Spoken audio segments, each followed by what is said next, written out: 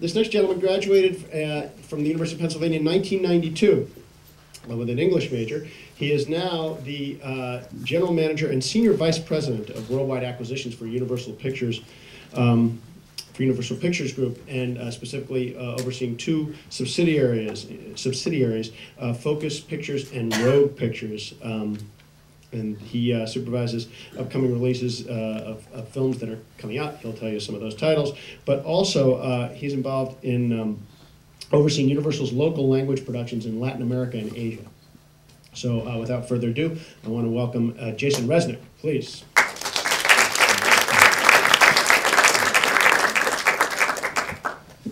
I'd like to clarify, actually, what I do is I'm in charge of buying independently produced movies for those divisions, as opposed to running the divisions. Sit down, let me do this. Anyway, so I graduated from Penn in '92. It was a pretty bad economic environment, kind of like it is today. And I was an English major, and, you know, the only thing the career planning people would do, they try to get you to interview for some job at Procter & Gamble or in marketing. You know, are you competing with all the Wharton people to try to get into some torturous banking analyst program? Like, completely unhelpful. I wanted to move. They had a program for English majors where you could spend a year in London. So I did that, and I wanted to go back to Europe. I had some friends when I was living there. And I remember sitting down with a career planning person and finding what I wanted to do. And she said, well, a lot of people would like to be a rock star. And I suppose there was one Madonna. I was like, thanks, I'll see you later. Anyway, I ended up moving to Paris, and I was doing random odd jobs. I was working for the head of the literature department of the American University of Paris, helping him grade papers, and I ended up getting a weird job at the American Embassy, which is an amazing building, but I was doing data entry in the commissary shops. But it was still cool. You walked out the door of your Place de la Concorde, and it's one of the most amazing views on Earth. And it was a great place to be. I was trying to get into the entertainment business there. I had no experience.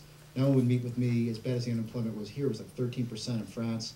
Finally, I got an interview with a very high-placed woman in a big corporation that owned Canal Plus at the time. It was basically like the HBO of France. And she looked at my resume and said, look, you're American, you don't really have work papers, you have no experience, you seem pretty smart, but there's people from all the best schools in France who can't get jobs, so I suggest you go home and get a job there.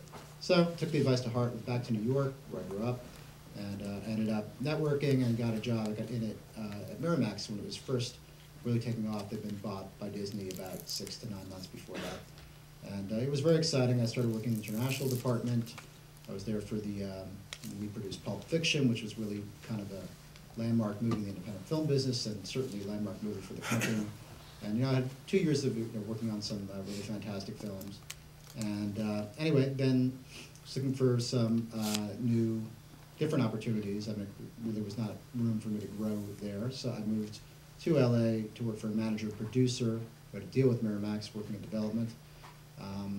I didn't really love that experience so much. And when I'd been at Miramax, I got some exposure to acquisitions, which is a very odd job that you wouldn't really know about if you were in the entertainment business. It's basically the majority of the films that get distributed every year are movies that are financed and produced by studios.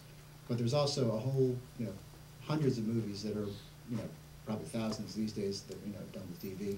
There are people who are just making films independently.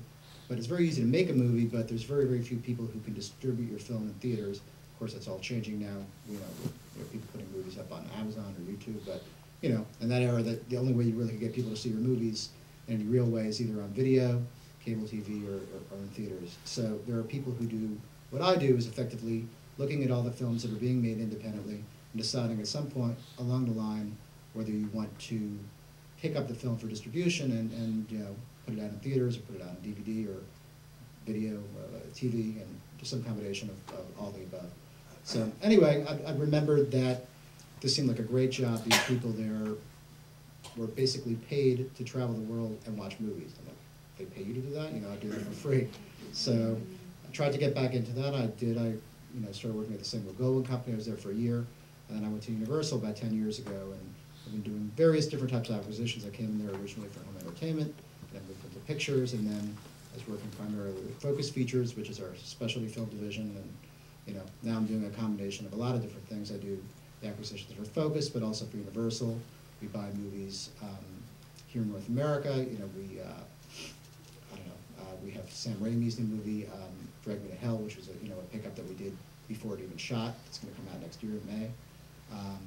We'll pick up movies for Focus, so whether it's Motorcycle Diaries was a movie I personally very proud of. We bought that at a film festival.